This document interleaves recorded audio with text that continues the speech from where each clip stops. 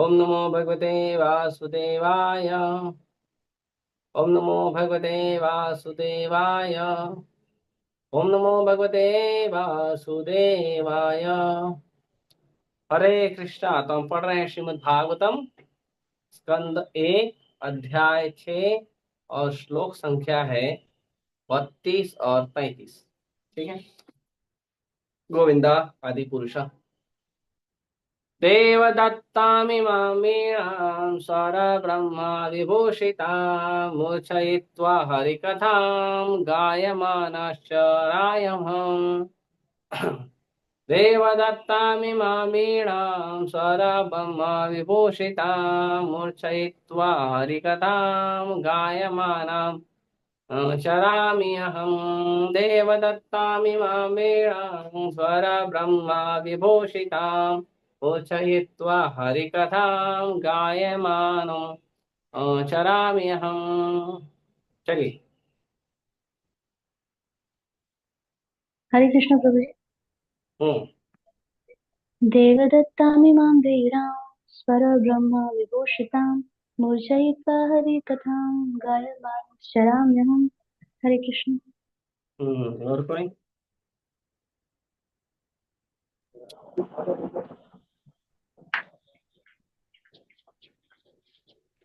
हरे कृष्ण प्रभु जी। देवदत्तामिमां वीणां स्वरब्रह्म विभूषितां मूर्छयित्वां हरिकथां गायमानश्चराम्यहम्। और कोई?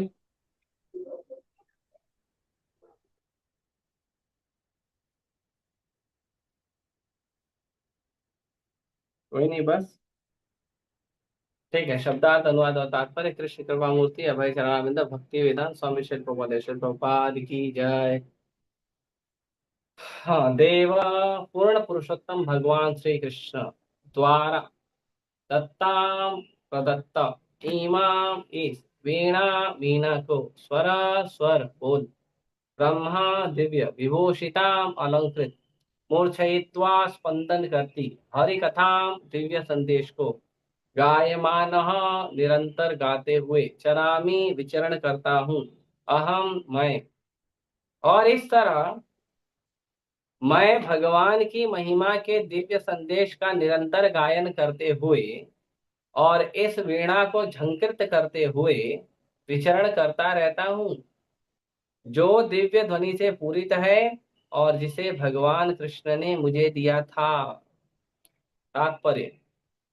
लिंग पुराण में लिंग पुराण में नारद को भगवान कृष्ण द्वारा प्रदत्त तार युक्त वाद यंत्र वीणा का वर्णन दिया गया है और इसकी पुष्टि श्रील जीव गोस्वामी द्वारा की गई है। यह दिव्य वाद्य भगवान श्री कृष्ण तथा नारद जी से अभिन्न है क्योंकि ये सभी एक ही दिव्य कोटि के हैं। इस वाद्य यंत्र द्वारा झंकृत ध्वनि कभी भौतिक नहीं हो सकती। अतएव नारद के इस वाद्य द्वारा प्रसारित महिमा फिर तथा लीलाएं भी दिव्य हैं। उनमें भौतिकता का जरा भी अनुवाद नहीं है। सप्त स्वर श षड री ऋषभ गा गांधार म मध्यम प पश्चम ध धैवत तथा तथा नी निषाद भी दिव्य है और विशेष रूप से दिव्य गीतों के लिए हैं। भगवान के शुद्ध भक्त के रूप में श्री नारद देव भगवान द्वारा प्रदत्त इस वीणा के ऋण से सदैव उऋण होते हैं क्योंकि वे निरंतर उनके दिव्य यश का गायन करते रहते हैं और इस प्रकार अपने उच्च पद पर अच्युत हैं। भौतिक जगत के स्वरूप सिद्ध व्यक्ति को भी श्रील नारद मुनि के पद चिन्हों का अनुसरण करते हुए सप्त स्वरों अर्थात श री गा म आदि का व्यवहार भगवान की सेवा में उनकी महिमा के निरंतर गायन द्वारा करना चाहिए जैसा कि भगवत गीता में पुष्टि हुई है। तो आज हम एक ही श्लोक पे करेंगे, कल अगले श्लोक पे करेंगे। ठीक है। ओम अज्ञानतिमिरन्धस्य ज्ञानाञ्जनशलाकया चक्षुरुन्मिलितं येन तस्मै श्रीगुरवे नमः।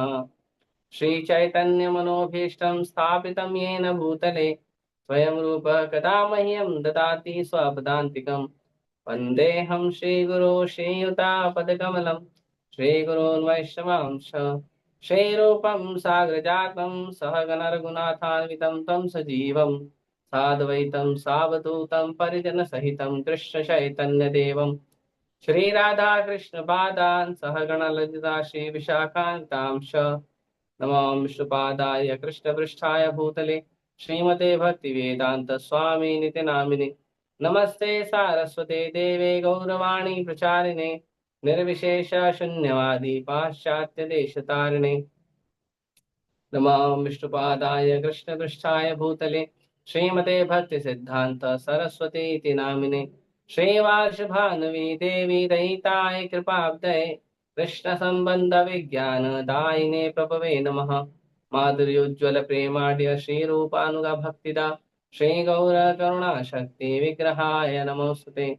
नमस्ते गौरवाणी श्रीमूर्तये दीनतारिणे रूपानुगा विरुद्धाप सिद्धांत द्वान्तहारिणे नमो गौरकिशोराय साक्षात् वैराग्यमूर्तये विप्रलम्बर सांबोधे पादाम्बुजाय ते नमः नमो भक्ति विनोदाय सच्चिदानंद नामिने गौरशक्ति स्वरूपाय रूपानुगावराय ते गौराविर्भाव भूमि निर्दिष्टा सज्जन प्रिय वैष्णव सार्वभौम श्री जगन्नाथाय ते नमः वाञ्छाकल्पतरुभ्यश्च कृपा सिन्धुभ्यैव च पतितानां पावनेभ्यो वैष्णवेभ्यो नमो नमः नमो महावदन्याय कृष्ण प्रेम प्रदायते कृष्णाय कृष्ण चैतन्य नाम्ने गौरतुषे नमः पंचतत्वात्मकं कृष्णं भक्तरूप स्वरूपकं भक्तावतारं भक्ताख्यं नमामि भक्तशक्तिकं हे कृष्ण करुणा सिन्धु दीनबन्धु जगत्पते गोपेश गोपिका कान्त राधाकान्त नमस्तुते जयतां सुरतरुर्पङ्गो मम मन्दमतिर्गति मत्सर्वस्य पादाम्भोजो राधा मदन मोहनो दिव्यवृन्दारण्यकल्पद्रुमादः श्रीमद्रत्नागार सिंहासनस्थौ श्रीमद्राधा श्रीलगोविन्ददेवो प्रेष्ठालिभिः सेवमानं स्मरामि श्रीमान् रासरसारम्भी वंशीमठ्ठटे स्थितः कर्षणवेणुसनैर्गोपी गोपीनाथाय श्रीयस्तु नः सप्तकाञ्चन गौराङ्गी राधे वृन्दावनेश्वरी वृषभानुसुते देवी प्रणमामि हरिप्रिये जय श्री कृष्ण चैतन्य प्रभु नित्यानंद श्री अद्वैत गदाधर शिवासादि गौर भक्तवृंद हरे कृष्णा कृष्णा कृष्णा हरे हरे हरे राम राम राम हरे हरे।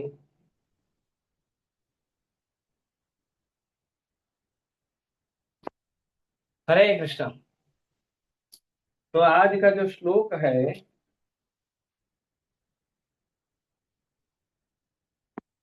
इसमें नारद जी अब आगे वर्णन कर रहे हैं कि कल हमने देखा कि नारद मुनि बता रहे हैं कि भगवान की दिव्य कृपा से नारद मुनि जो है तीनों जगत में घूम रहे हैं, है ना, यहाँ वहाँ विचरण कर रहे हैं, भ्रमण कर रहे हैं। तो नारद मुनि जो हैं वो पूरे संसार में नहीं, पूरे ब्रह्मांड में वितरण करते हैं। नारद मुनि पूरे ब्रह्मांड में हर जगह विचरण करते हैं। 14 के 14 भुवन में, या जो तीन लोक है जिसको तीन लोकों में बांटा गया है, 14 के 14 भुवनों में नारद मुनि जो है वो भ्रमण करते हैं।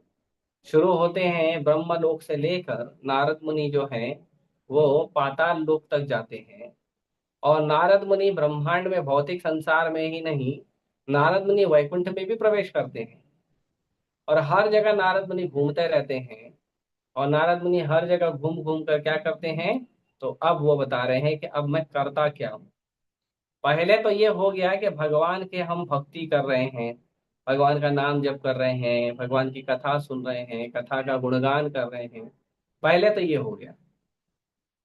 और फिर भगवान प्रसन्न हुए, गुरु की कृपा प्राप्त हुई, भगवान प्रसन्न हुए और हमें आशीर्वाद दिया और हम शुद्ध हो गए और हम भगवान को प्राप्त कर लिए, या भगवान के आशीर्वाद से हमें भगवान का दर्शन प्राप्त हो गया।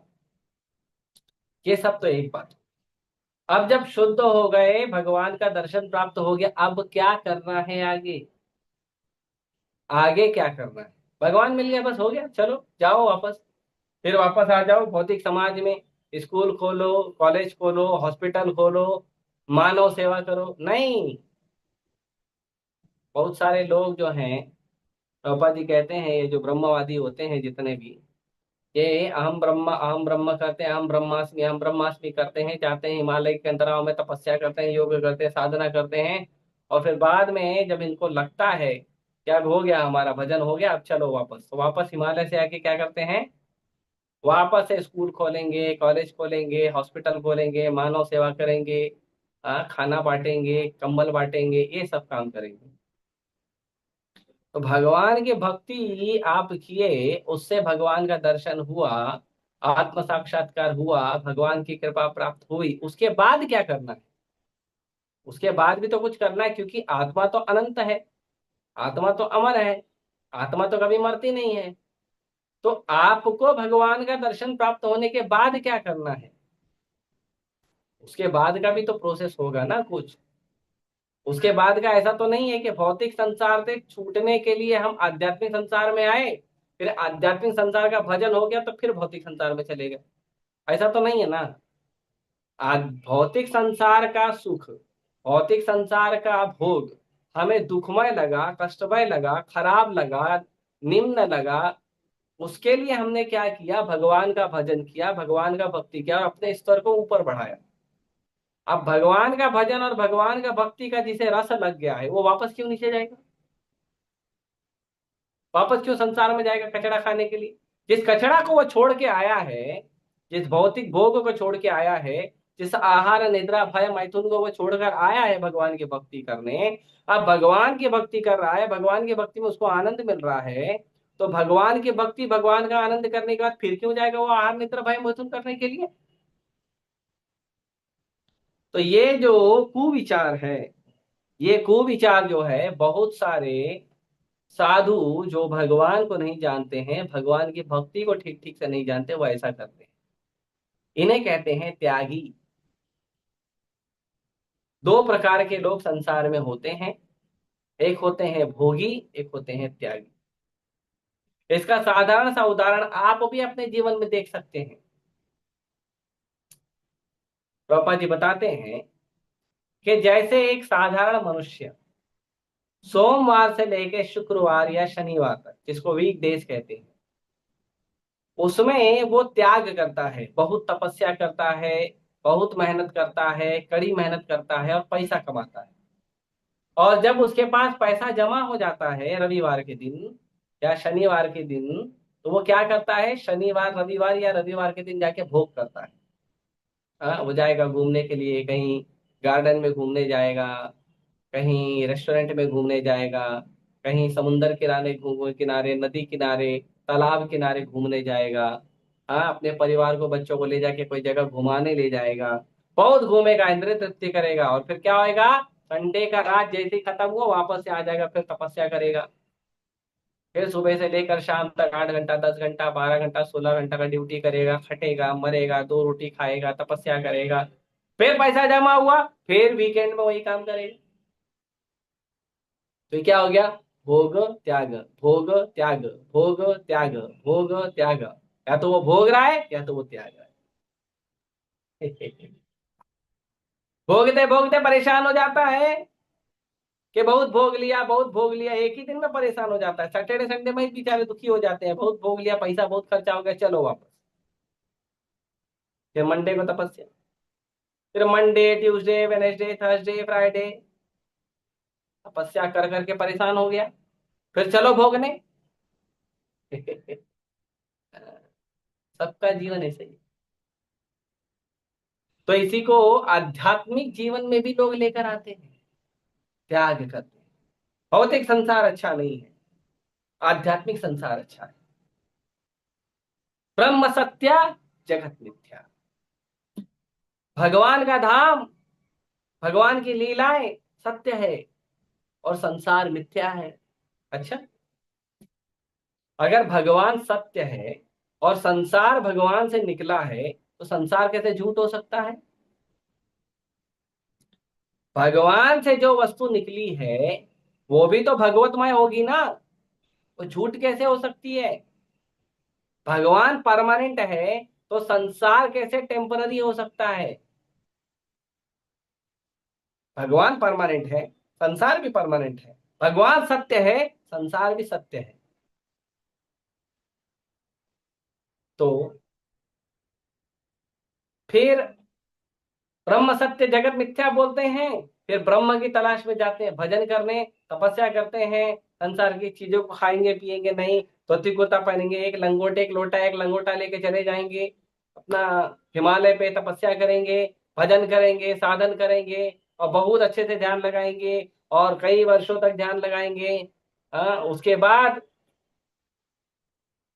क्योंकि भगवान की भक्ति किया नहीं, तो भगवान की भक्ति किया नहीं, तो उनको भगवान की भक्ति का आनंद प्राप्त नहीं होता, उनको हायर टेस्ट नहीं मिलता है, उनको ऊंचा स्वाद नहीं मिलता है।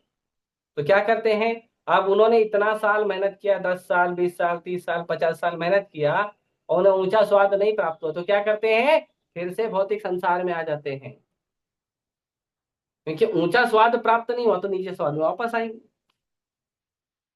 जैसे कुछ लोग क्या कराते हैं, कुछ लोग क्या कहते हैं, नशा छुड़वाते हैं। कुछ लोग नशा छुड़वाते हैं, दारू का नशा छुड़वाइए, आप लिखा होगा। हाँ, शराबी को बिना बताए शराब छुड़ाए, नशेड़ी को बिना बताए नश की लत छुड़वाए, सरकारी मान्यता प्राप्त अस्पताल में आए, है ना, ऐसा लिखा रहता है, आपने कहीं पढ़ा होगा। अब क्या होता है, जो नशा करने वाला व्यक्ति है उसको लेकर जाते हैं सरकार के अस्पताल में या कोई अस्पताल में जहाँ पे वो लोग नशा वशा छुड़वाते हैं, तो उसे नशा छुड़वा देते हैं, छूट जाता है, फिर वो घर पे आ जाता है। फिर अब उसने एक खराब नशा छोड़ा है, लेकिन उसको आपने अच्छा नशा तो कराया नहीं। जो लोअर टेस्ट है, जो निम्न स्तर का स्वाद है, वो निम्न स्तर का स्वाद छोड़ा, तो ऊंचे स्तर का स्वाद तो उसको कराना पड़ेगा ना। तो नीचे स्तर का स्वाद उसने छोड़ा, लेकिन ऊंचे स्तर का स्वाद नहीं मिला, तो जीभ को तो स्वाद चाहिए ना। तो क्या होता है, यू टर्न मार के फिर नीचे का स्वाद लेने आ जाता है।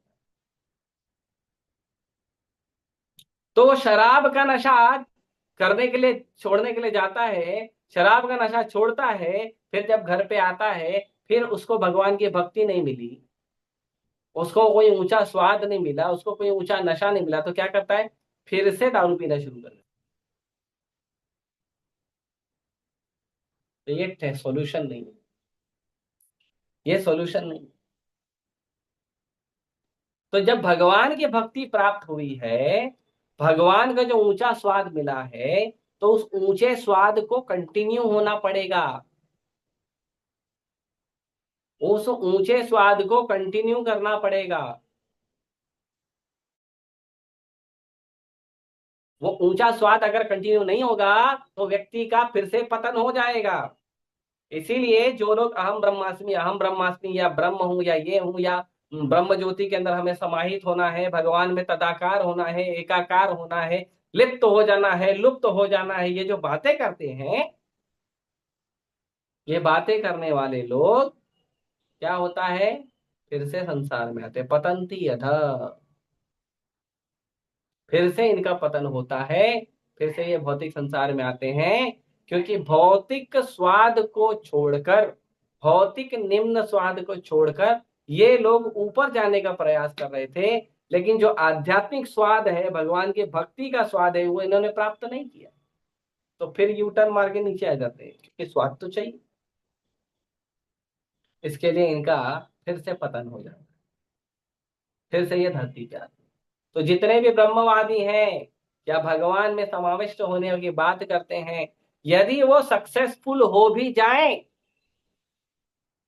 तो भी वो नीचे आते हैं, क्योंकि जो उन्होंने भौतिक निम्न स्तर के स्वाद को छोड़कर जब वो ऊपर गए, तो ऊपर का जो उन्हें स्वाद मिला या शांति मिली, वो कंटिन्यू नहीं कर पाते। तो वो कंटिन्यू नहीं कर पाने के कारण उनको फिर वापस से धरती पे आना पड़ता है, क्योंकि आत्मा तो आनंदमय है। आत्मा के 3 गुण हैं, सत चित आनंद।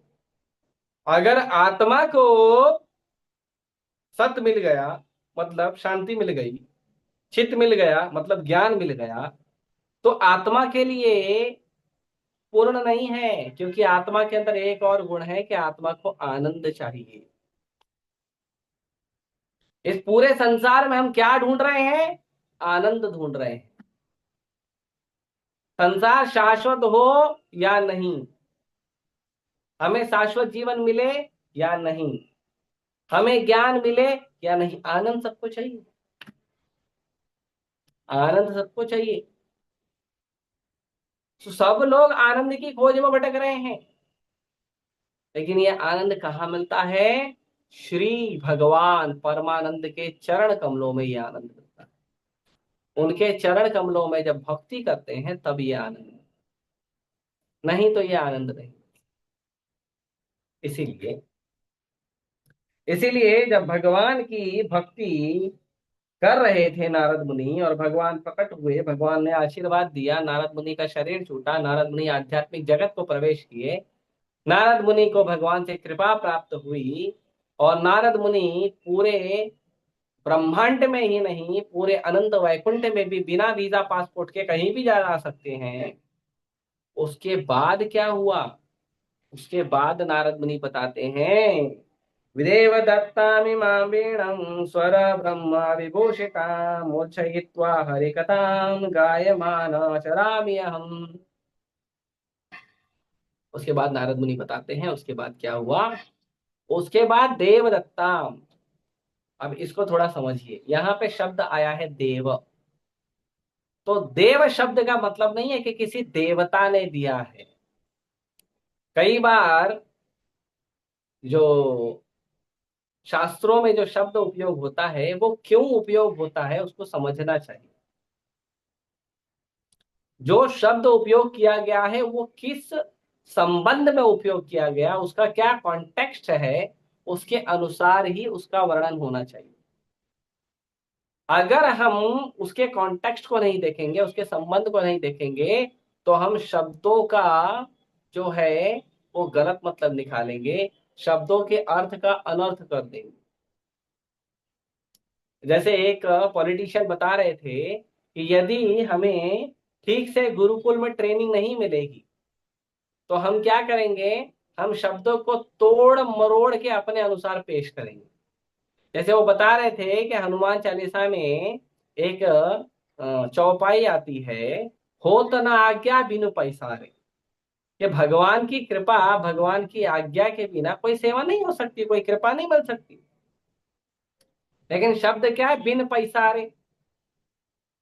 तो बोलते हैं कि जो व्यक्ति मूर्ख होगा, वो व्यक्ति क्या मतलब निकालेगा कि होत न आज्ञा, आज्ञा नहीं होती है, बिन पैसारे, बिना पैसे की, बिना पैसे के आज्ञा नहीं मिलती है।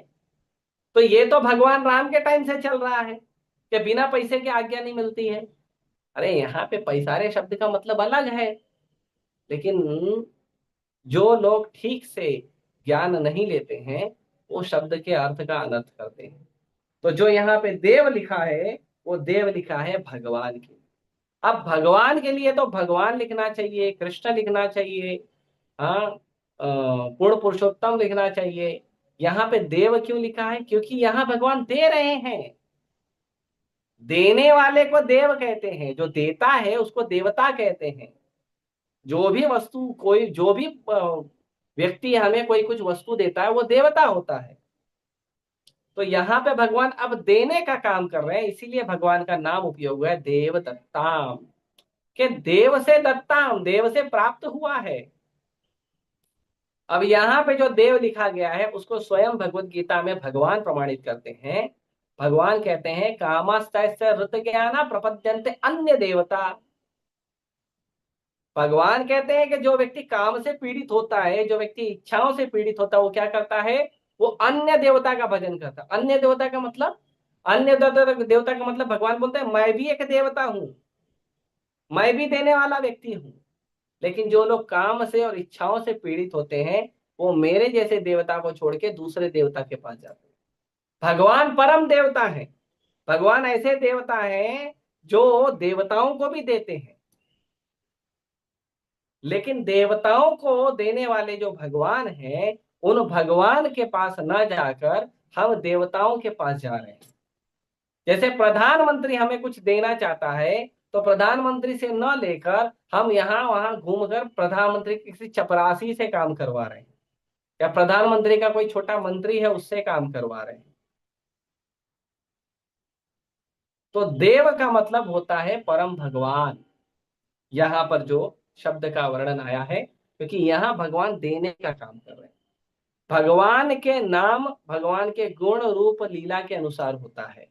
भगवान के जो कार्य है, कर्म है भगवान के, भगवान का तो कोई कर्म नहीं होता है कर्म, लेकिन दिव्य कर्म कह सकते हैं कि भगवान का जो दिव्य कर्म होता है उसके अनुसार भगवान का नाम भी होता है। जैसे भगवान गाय चराते थे तो भगवान का नाम गोपाल पड़ा। गोपाल मतलब गाय, गाय का सेवा करने वाला, गाय की रक्षा करने वाला, गाय का सेवा करने वाला। भगवान गाय को आनंद देते हैं तो भगवान का नाम पड़ा है गोविंद। भगवान गायों की रक्षा करते हैं, गायों की सेवा करते हैं, उनको आनंद देते हैं, तो गाय जो है भगवान को राजा कहती है, इसके लिए भगवान का नाम है गोविंद। भगवान इंद्रियों की तुष्टि करते हैं, इंद्रियों को आशीर्वाद देते हैं। इंद्रियां जो है भगवान की दासी है, इसीलिए भगवान का नाम है ऋषिकेश। तो इस तरह से भगवान के अनेकों नाम हैं। भगवान ने मूरा नाम के राक्षस का वध किया तो भगवान का नाम पड़ गया मुरारी। भगवान ने मधुसूदन का वध किया, मधु नाम के असुर का वध किया तो भगवान का नाम पड़ गया मधुसूदन। भगवान अपने भक्त का ड्राइवर बन गए, अर्जुन का ड्राइवर बन गए भगवान। अर्जुन को प्रेम करने के कारण, अर्जुन से स्नेह होने के कारण भगवान क्या किए, भगवान अपने भक्त का प्रेम से सेवा करने के भाव से भगवान अपने भक्त के ड्राइवर बन गए। तो भगवान अपने भक्त के ड्राइवर बन गए, इसीलिए भगवान का नाम पड़ गया पार्थ सारथी। अर्जुन का नाम है पार्थ, अर्जुन की माँ का नाम है पृथा, पृथा के पुत्र का नाम है पार्थ, और पार्थ के जो ड्राइवर बने उनका नाम है पार्थ सारथी। वहां पे पार्थ महारथी है और भगवान सारथी। भगवान सारथी है इसका मतलब नहीं है कि भगवान का पोजीशन कम हो गया है, ये भी समझना चाहिए। भगवान ड्राइवर बन गए इसका मतलब नहीं कि भगवान का पोजीशन कम हो गया, अभी तो भगवान ड्राइवर बन गया, अभी तो अर्जुन भगवान है नहीं। इसीलिए भगवान को जब अर्जुन भगवान को इंस्ट्रक्शन दे रहा था, आदेश दे रहा था कि दोनों सेनाओं के बीच में मेरा रथ लेकर चलिए, तो अर्जुन ने कहा अच्युता, हे भगवान, आप मेरा ड्राइवर बनने का सेवा कर रहे हो, लेकिन आप ड्राइवर नहीं हो, आप वही अच्युत भगवान हो। आप ड्राइवर बन के भी भगवान ही हो। आप ड्राइवर बन के भी भगवान हो, और मैं महारथी बन के भी इस समय इस रथ का स्वामी होने के बावजूद मैं क्या हूं, आपका दास हूं, आपका सेवक हूं। तो ये बात बहुत क्लियर, इसके लिए कहीं भी भगवान का कोई नाम उपयोग होता है तो उस नाम का महत्व होता है। बिना महत्व के भगवान का कोई नाम नहीं होता है, भगवान का कोई गुण और लीला नहीं होता है। भगवान के हर गुण हर लीला को कोई ना कोई महत्व होता है। ठीक है। तो कहते हैं देवदत्ताम इमाम वीणा, तो कहते हैं ये जो वीणा लेकर चल रहा हूं ना, ये वाला वीणा, मतलब ऐसे तो बहुत सारे वीणा है ना। ओ, सरस्वती माता भी वीणा लेकर बैठती, वरदे वीणा वादिनी वरदे, सरस्वती माता वीणा लेके बैठी है, गायत्री माता वीणा लेके बैठी है। तो ऐसे तो बहुत सारे देवी देवता वीणा लेकर बैठे हैं, और नारद मुनि भी वीणा बजाते रहते हैं। तो लेकिन नारद मुनि बोलते हैं ये जो मेरे हाथ में वीणा है ना, ये वाला वीणा का बात कर रहा हूं, इमाम वीणा, देवदत्तम इमाम, ये वाला वीणा। हैं? स्वर ब्रह्म विभूषितम, ये जो वीणा है ना व्यासदेव जी, ये जो वीणा है ना, ये साधारण नहीं है। ये वीणा के अंदर स्वर ब्रह्म विभूषितम, इसकी वीणा की जो विभूति है, इस वीणा के जो महत्व है, इस वीणा का जो शक्ति है, उसमें क्या है, स्वर ब्रह्म। भगवान के जो नाम है वो स्वर ब्रह्म कहलाते हैं। भगवान का जो कीर्तन है, जो गुणगान है, जो भगवान का हम मंत्र जप करते हैं, हरे कृष्णा कृष्णा कृष्णा हरे हरे, हरे राम राम राम हरे हरे, इसको स्वर ब्रह्म कहा जाता है। ये साधारण स्वर नहीं है, ये साधारण शब्द नहीं है, ये ब्रह्म है। भगवान की कथा साधारण नहीं है, ये ब्रह्म है। भगवान की कथा, भगवान की सेवा, भगवान के भक्तों का संग, भगवान का नाम, भगवान का रूप, कुछ भी जो है वो साधारण नहीं है, सब के सब ब्रह्म है। तो स्वर ब्रह्मा विभूषिता, ये वीणा क्या है, ये वीणा का स्पेशलिटी ये है, ये जो मेरे हाथ में इमाम, ये जो मेरे हाथ में वीणा है, ये मेरे हाथ में जो वीणा है, इस वीणा का स्पेशलिटी ये है कि ये वीणा जो है वो भगवान के कृपा के, भगवान के नाम के, जो ब्रह्म भगवान है, परम ब्रह्म भगवान कृष्ण है, उनके स्वर से विभूषित है। उनके स्वर से ये पूरा वीणा भरा हुआ है। इसीलिए मैं क्या करता हूं, मूर्छित्वा हरि कथा, इसके लिए मैं इसको बजाते रहता हूं और हरि कथा करते रहता हूं। हर जगह बजाते बजाते घूमता हूं और हरि कथा करता हूं। क्या करते हैं, गायमान चरामी हूं, मैं भगवान की कथा गाता हूं। भगवान की कथा प्रवचन नहीं है, ये गायन है, प्रवचन नहीं है। ये तो हमारे शब्दों में हम बोल देते प्रवचन है। हर वस्तु अलग है। तो भगवान का जो, जैसे आप प्रश्न पूछते हैं, तो जो आध्यात्मिक प्रश्नोत्तरी है उसको प्रश्न नहीं कहते, उसको प्रपश्च कहते हैं, प्रपच्छ। उसको प्रश्न नहीं कहते, उसको प्रपच्छ कहते हैं। प्रपच्छ मतलब आध्यात्मिक प्रश्नोत्तरी। वो ये समझना चाहिए। हर भगवान से संबंधित हर वस्तु दिव्य है, साधारण नहीं है। और हर वस्तु का एक बहुत ही विशेष शब्दों का उपयोग किया गया है। जैसे हम बोलते हैं कि गिटार बजाओ, गिटार से आवाज निकालो, तो हम बोल सकते हैं गिटार से आवाज निकालो, लेकिन जो नारद मुनि के हाथ में गिटार है वो आवाज नहीं निकलता, उससे उससे भगवान का कीर्तन निकलता है। ये जो मृदंग बजता है, ये मृदंग में भी भगवान का कीर्तन होता है, भगवान को सेवा के लिए यह आवाज निकलता है। इसीलिए मृदंग को भी साधारण नहीं कहा जाता है, वो बहुत ही दिव्य होता है। मृदंग है, करताल है, झांझ है, सब भगवान की सेवक है, ये कोई साधारण नहीं है। भगवान की सेवा में लगने वाला सारा वाद्य यंत्र जो है वो बलराम जी का एक्सपांशन है, बलराम जी का विस्तार है। भगवान का मंदिर, भगवान का कपड़ा, भगवान की ज्वेलरी, भगवान का माला, भगवान का ऑल्टर, भगवान के लिए उपयोग होने वाला जो दिया है, जो करताल है, जो भी वस्तु भगवान के सेवा में उपयोग होता है, ये सब बलराम जी का विस्तार है। बहुत सम्मान करना चाहिए इसका, ऐसे साधारण नहीं छोड़ना चाहिए, बहुत सम्मान करना चाहिए। इसीलिए जब हम भक्ति में आते हैं तो हमें भक्ति में हर वस्तु का महत्व भी पता होना चाहिए। नहीं महत्व पता होगा तो हम गड़बड़ कर बैठेंगे। तो यहाँ पे कहते हैं कि गाय मानस हरि कथा, तो भगवान की जो कथा है वो कथा को चरामी हम। अब नारद मुनि जो है वो सन्यासी, लेकिन सन्यासी में भी चार प्रकार है, कुटीचक, बहुजक, परिव्राजकाचार्य और परमहंस। जैसे हम प्रभुपाद जी को कहते हैं, एवं विष्णुपाद परमहंस परिव्राजकाचार्य अष्टोत्तर शतश श्री श्रीमद अभय चरणारविंद भक्ति वेदांत स्वामी श्री प्रभुपाद की जय।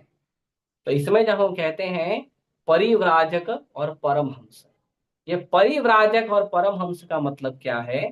परिव्राजक का मतलब है जो भगवान की कीर्तन, भगवान का कथा करने के लिए संसार में भ्रमण करता है, जो अलग अलग जगह ट्रैवलिंग करता है भगवान की कथा करने के लिए। ऐसा संसारी लोग यहाँ वहां भटकते रहते हैं बहुत सारे काम करने के लिए, लेकिन जो भगवान का भक्त है वो भगवान की कथा करने के लिए ट्रैवलिंग करता है, भगवान की कथा करने के लिए परिभ्रमण करता है, तो इसीलिए उसके परिव्राजक कहते हैं। और परमहंस का मतलब है कि अब उसे संसार की वस्तुओं में स्वाद नहीं आता है, अब उसे भगवान के वस्तुओं में स्वाद आता है।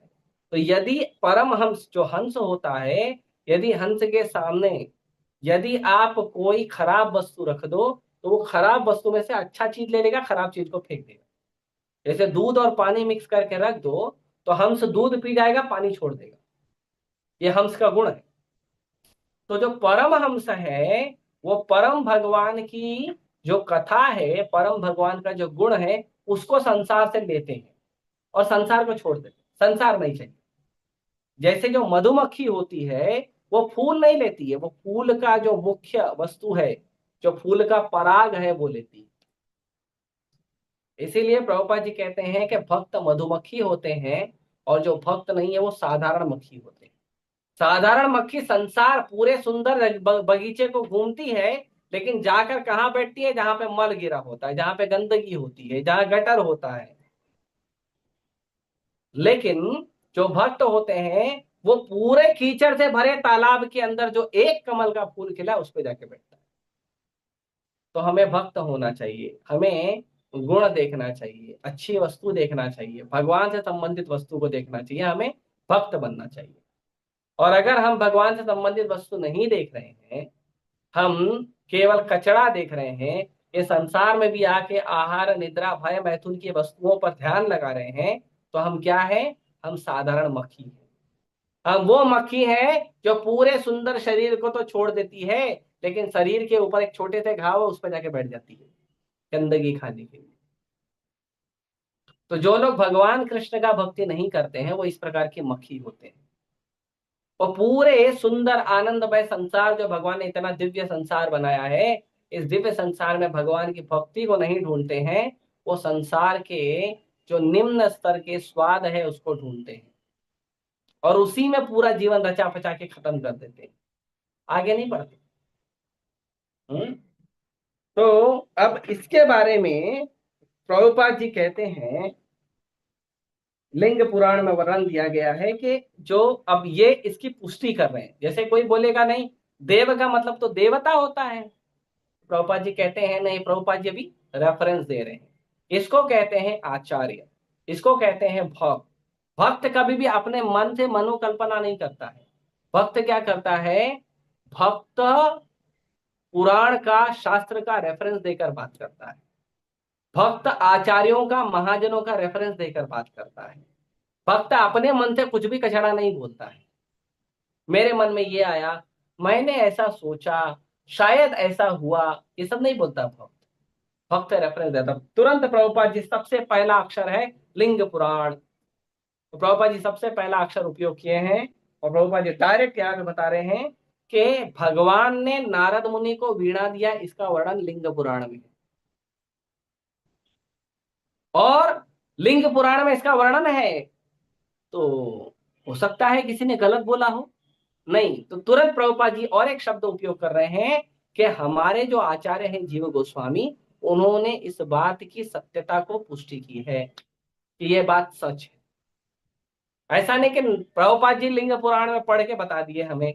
हो सकता है प्रभुपाद जी गलत भी बोल रहा हूँ, प्रभुपाद जी बोल रहे हैं, मैं नहीं बोल रहा हूँ, ये जीव गोस्वामी बोल रहे हैं। इसको कहते हैं प्रामाणिक ज्ञान। प्रामाणिक ज्ञान ऐसा ही होता है, जब भक्त कोई ज्ञान देता है तो अपने आचार्यों के बारे में बताता है, अपने आचार्यों की पुष्टि बताता है, पुराणों और शास्त्रों का रेफरेंस, उसका संपर्क बताता है। भक्त अपने मन से कुछ भी समझ में आया तो बड़बड़ बड़बड़ नहीं करता, उसको भक्त नहीं कहते हैं, उसको मुनि कहते हैं, भक्त नहीं कहते हैं। तो ये जो वाद्य है, ये वाद्य की जो प्रभुपाद जी कह रहे हैं, ये जो वाद्य है, ये जो वीणा नारद मुनि को मिला है, ये जो वीणा है, ये वीणा का जो आवाज है, इसकी जो झनकार है, वो झनकार बिल्कुल भी भौतिक नहीं है, वो आध्यात्मिक है। और इससे जो निकलने वाला सप्त स्वर है, सात स्वर, मुख्य रूप से सात ही स्वर होते हैं, उसके बाद बाकी आगे बने हैं। तो जो सात स्वर है श री गा म प ध नि, है ना, अभी इसको लोग ने गलत कर दिया है, सारे गामा पादा नहीं ऐसे कर दिया है। तो मूल रूप पे है श री गा म प ध नि, ये इसका मूल रूप है ना। और उस प्रभुपाद जी ने हर एक अक्षर का शब्द भी बताया है। श से होता है षडज, री से होता है ऋषभ, गा से होता है गांधार, म से होता है मध्यम, प से होता है पंचम, ध से होता है धैवत और नी से होता है निषाद। इसका शब्द अर्थ भी बताया है प्रभुपाद जी ने। तो ये असली सप्त स्वर है। नहीं तो सारे गामा पाधा नी सा सा, ये सब करते हैं, वैसा नहीं है। ठीक है, वो करते हैं तो करते होंगे, लेकिन ये असली रूप में है। तो भगवान के शुद्ध भक्त के रूप में नारद जी क्या कर रहे हैं, भगवान द्वारा दिए गए इस वीणा के ऋण से उऋण हो रहे। अब ये बहुत इंपॉर्टेंट शब्द है कि भगवान ने नारद मुनि को जब वीणा दिया तो नारद मुनि ऋणी हो गए, कर्जदार हो गए कि भाई आपने मुझे कुछ दिया है तो मैं भी कुछ रिटर्न करूं।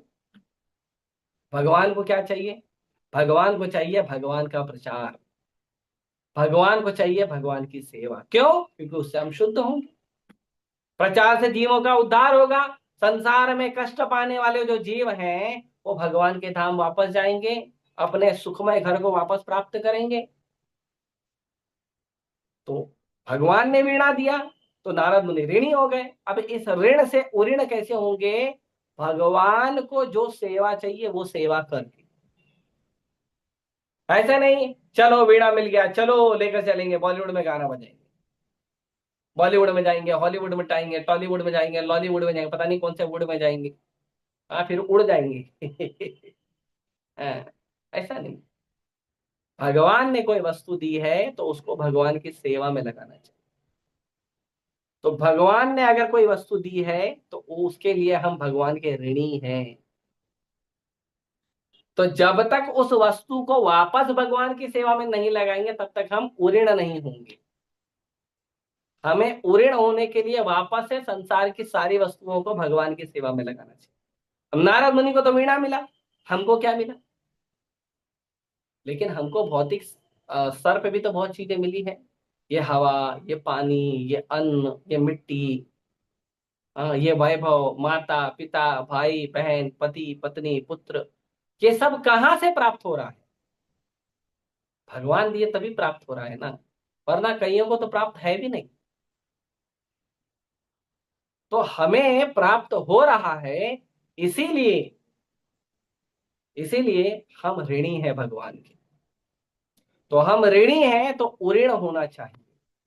जितने भी लोग अभी जैसे मान लो भौतिक वस्तु देखोगे, अब हम आध्यात्मिक जीवन में आए हैं, हमें हरिनाम मिला, हमें प्रभुपाद जी के ग्रंथ मिले, हमें इतना सुंदर भव्य इस्कॉन मंदिर मिला है, हमें भगवान का कीर्तन मिला है, हमें भगवान के भक्तों द्वारा भगवान का लीला गुणगान प्रवचन मिला है, हमें भगवान का महाप्रसाद मिला है, भगवान का चरणामृत मिला है, हमें भगवान के कीर्तन में नाचने का आनंद प्राप्त हुआ है, हमें भगवान की विग्रह सेवा का आनंद मिला है, हमें भगवान के सेवा करने का भिन्न भिन्न प्रकार की सेवा करने का अवसर प्राप्त हुआ है। तो ये तो ऋण है ना, कर्जदार हुए ना।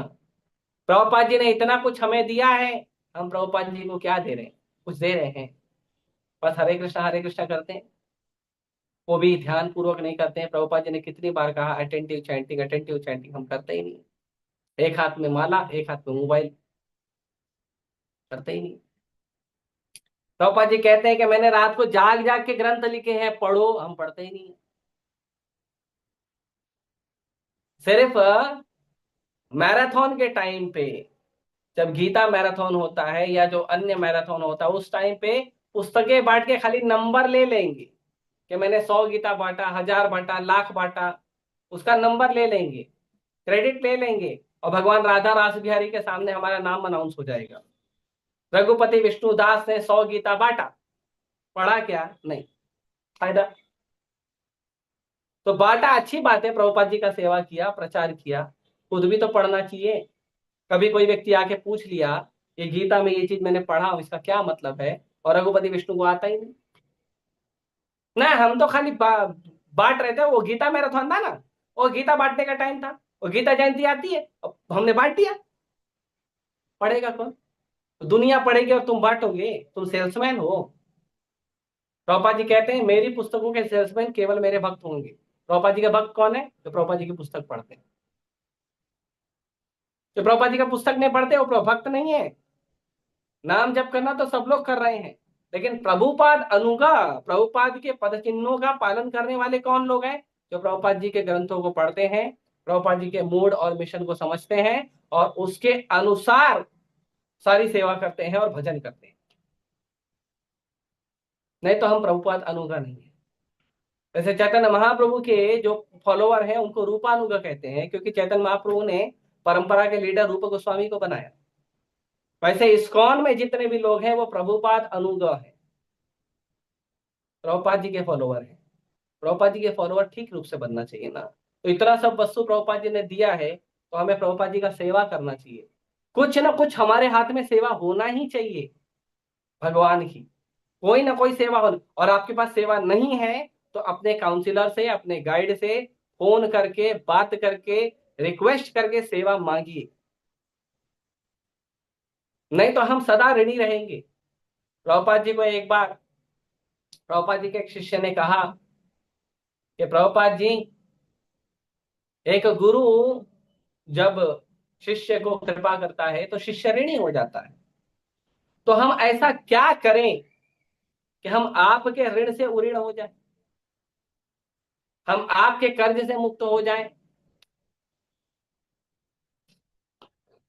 प्रभुपाद जी ने कहा, अगर कोई शिष्य ब्रह्मा जी का 1000 जन्म भी लेगा ना और सेवा करेगा गुरु के चरणों में, तो भी गुरु के ऋण से उऋण नहीं हो सकता। गुरु ने जो कृपा कर दी है हमें नारायण देकर, कृष्ण देकर, उस कृपा से कभी हम मुक्त नहीं हो सकते, अगर हम ब्रह्मा जी के हजारों लाखों जन्म भी ले लें तो, और सेवा करें तो शिष्य बोला, फिर गुरु महाराज, फिर हमें कैसे लगेगा कि आपने हमें कृपा किया और हमने आपका सेवा किया? तो प्रभुपाद जी ने कहा, मैंने तुमको प्रचार किया, तुम जाके दूसरों को प्रचार करो, इससे मैं खुश हो जाऊंगा, संतुष्ट हो जाऊंगा। ऋण तो कभी नहीं चुका सकते गुरु का, लेकिन कम से कम गुरु प्रसन्न हो गए तो भी हमारा जीवन सार्थक है। तो जैसा प्रभुपाद जी ने बताया है वैसा भजन करिए, नाम जप करना है ध्यान पूर्वक करिए, जल्दी प्रयास करिए, सुबह जल्दी उठकर करिए, ग्रंथों का अध्ययन करिए, ग्रंथों को अच्छे से पढ़िए, ध्यान पूर्वक पढ़िए, और जाकर लोगों को प्रचार करिए, प्रसाद बनाइए, विग्रह सेवा करिए, लोगों को प्रसाद खिलाइए। इससे हम थोड़ा बहुत गुरु को प्रसन्न कर सकते हैं, भगवान को प्रसन्न कर सकते हैं। वरना भगवान के और गुरु के कृपा से हम कभी भी उऋण नहीं हो सकते। नारद मुनि को जो वीणा दी गई, उससे नारद मुनि क्या कर रहे हैं? नारद मुनि भगवान का सेवा कर रहे हैं। हमें संसार में जो भी वस्तु प्राप्त हुई है कहां से आई है? भगवान से आई है। तो हमें भगवान की सेवा में लगाना चाहिए। हमें ये नहीं करना चाहिए कि ठीक है, जहां जितना मुझे ठीक लगता है उतना करूंगा। क्यों? आपको ठीक लगता है उतना ही करोगे? आपके पास कितना दिमाग है ठीक लगने के लिए? कितना बुद्धि है हमारा? ये छोटा सा बुद्धि, उसमें भी भौतिक कचरा भरा हुआ, उससे हम क्या समझेंगे? तो इसीलिए हमें गुरु का और हमारे मार्गदर्शक का बात सुनना चाहिए, उसके मार्गदर्शन के अनुसार, उसके बताए गए नियम के अनुसार सेवा करनी चाहिए। अपने मन से नहीं करना चाहिए, अपने मन से बंदर की तरह ये डाल से वो डाल पे नहीं कूदना चाहिए। जितना बताया गया, जैसा बताया गया वैसे करने का प्रयास करना चाहिए। नहीं समझ में आता तो 1 बार, 2 बार, 10 बार, 20 बार, 1000 बार पूछो, लेकिन गड़बड़ मत करो। तो सेवा का भाव बहुत इंपॉर्टेंट है, नहीं तो हम ऋण नहीं, और उन्हें तो कभी हो ही नहीं सकते हैं, बस प्रसन्न करने का प्रयास कर सकते हैं। तो कहते हैं क्योंकि वे निरंतर उनके दिव्य यश का गायन करते हैं और इस प्रकार अपने उच्च पद पर अच्युत हैं। क्योंकि नारद मुनि को भगवान ने वीणा दिया और उस वीणा से वो भगवान की सेवा कर रहे हैं, इसीलिए नारद मुनि का पोजीशन सील हो गया है। उस पोजीशन से वो कभी नीचे नहीं आते, नहीं तो वो नीचे आ जाते। तो नारद मुनि के द्वारा हमें सीखने मिलता है, नारद मुनि हमारे आचार्य हैं, हमें उनसे सीखना चाहिए कि भगवान ने कुछ दिया है, गुरु ने कुछ दिया है, तो भगवान और गुरु की सेवा में पूरा जीवन समर्पित करना चाहिए। अरे इतने सारे अनंत जन्म हमने माया को समर्पित किए हैं, एक जन्म कृष्ण को दो। प्रभुपाद जी के शिष्य हैं भक्ति चारू स्वामी महाराज, महाराज अभी नहीं है शारीरिक रूप से संसार में, और महाराज बार बार कहते थे, कभी महाराज को पूछा जाता था कि महाराज कौन सा ऐसा शब्द है, कौन सी ऐसी बात है जो आपको प्रेरणा देती है कि आपने पूरा जीवन ब्रह्मचारी और सन्यासी बनकर बिता दिया।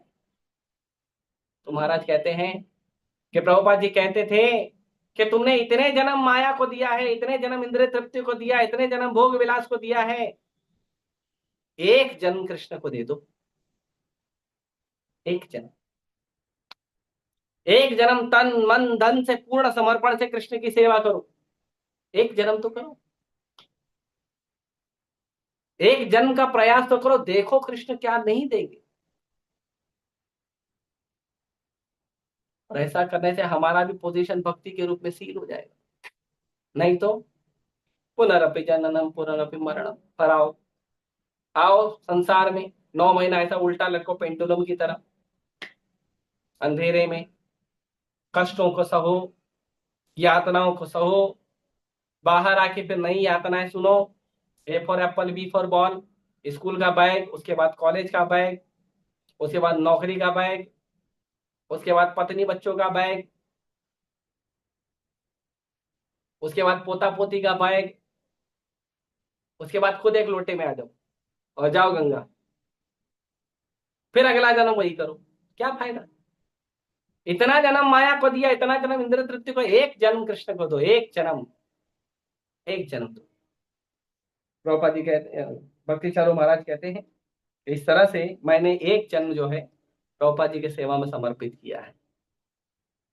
तो भौतिक जगत के स्वरूप सिद्ध व्यक्ति को नारद मुनि के पद चिन्हों का अनुसरण करते हुए सप्त स्वरों का री, श, री, गा, म आदि का व्यवहार भगवान की सेवा में उनकी महिमा के निरंतर गायन द्वारा करना चाहिए, जैसा भगवान की भगवदगीता पुष्टि हुई है। प्रभुपाद जी कह रहे हैं कि जितने भी लोग हैं भगवान का भजन का भाव रखते हैं, उन लोगों को क्या करना चाहिए? उन लोगों को भगवान के जो शुद्ध भक्त हैं नारद मुनि, उनके पद चिन्हों का अनुसरण करते हुए भगवान की दिव्य सेवा करना चाहिए, भगवान की दिव्य सेवा करना चाहिए, और भगवान की लीला गुण रूप महिमा का लीला गायन करना चाहिए, वर्णन करना चाहिए, गायन करना चाहिए, कीर्तन करना चाहिए। तो इसका सबको प्रयास करना चाहिए। और ये वस्तु जो है हम नारद मुनि से सीखते हैं, ये वस्तु बहुत महत्वपूर्ण है, सबके लिए महत्वपूर्ण है। जिस भी व्यक्ति को भक्ति में आगे बढ़ना है, उनके पास कम से कम 1 2 4 10 कम से कम कुछ सेवाएं फिक्स होनी चाहिए, रोज की सेवा होनी चाहिए। नहीं तो भक्ति में आगे बढ़ना बड़ा कठिन है। भक्ति में आगे बढ़ेंगे पर स्पीड में बढ़ना कठिन है। भक्ति में तो ऐसे ही आगे बढ़े, कुछ ना करो, मंदिर आगे बैठो रोज, ऐसे भक्ति में धीरे धीरे बढ़ जाओगे। लेकिन यदि रफ्तार में भक्ति में आगे बढ़ना है, प्रभुपाद जी के शिष्यों की तरह या उनके पद चिन्हों का पालन करना है, तो हमें कुछ न कुछ हमारे पास रेगुलर सेवा होनी चाहिए, जिसकी हम जिम्मेदारी लेकर सेवा करें।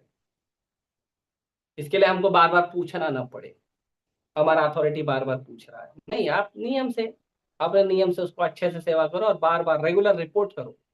सेवा करके भूल मत जाओ, सेवा करके अपने अथॉरिटी को रिपोर्ट भी करना चाहिए।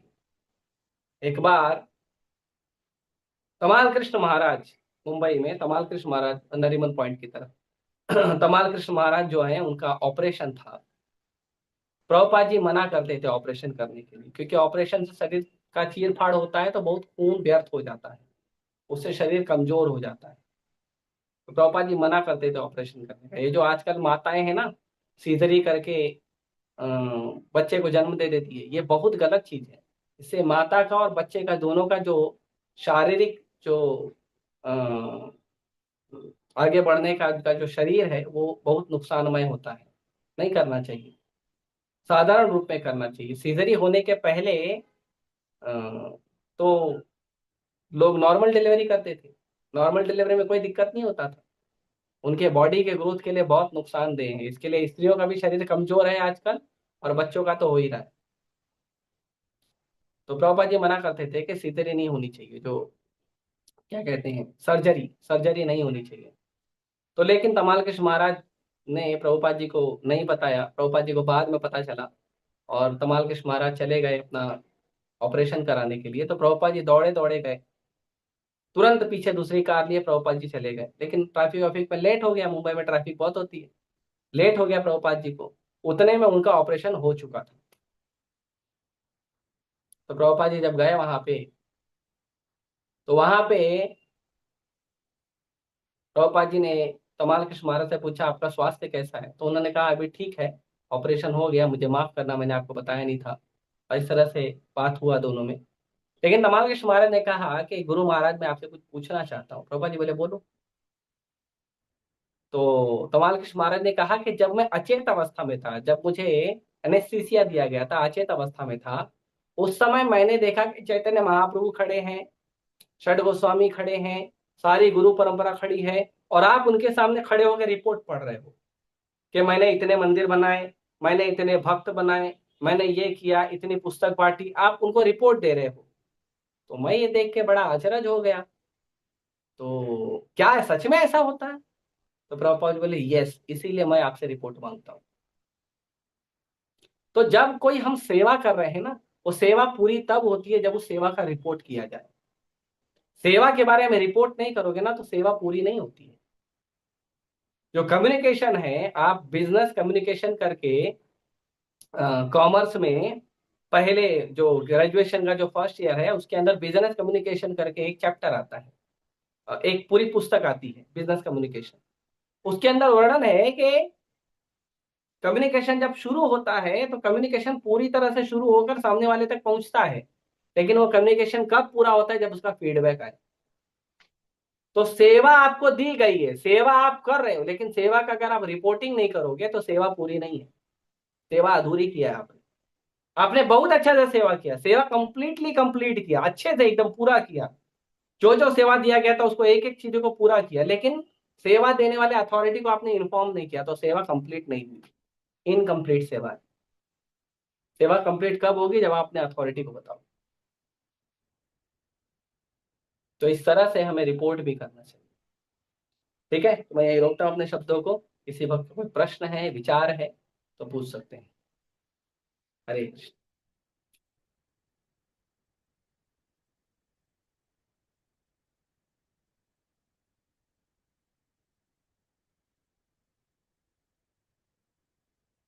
हरे कृष्ण, हरे कृष्ण, कृष्ण कृष्ण, हरे हरे, हरे राम, हरे राम, राम राम, हरे हरे, हरे कृष्ण, हरे कृष्ण, कृष्ण कृष्ण, हरे हरे, हरे राम, हरे राम,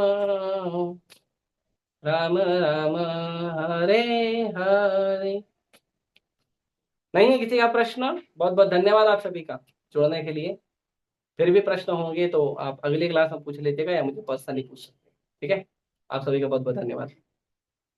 अनंतराज श्रीमद् भागवतम की जय, श्री प्रभुपाद की जय। हरे कृष्ण।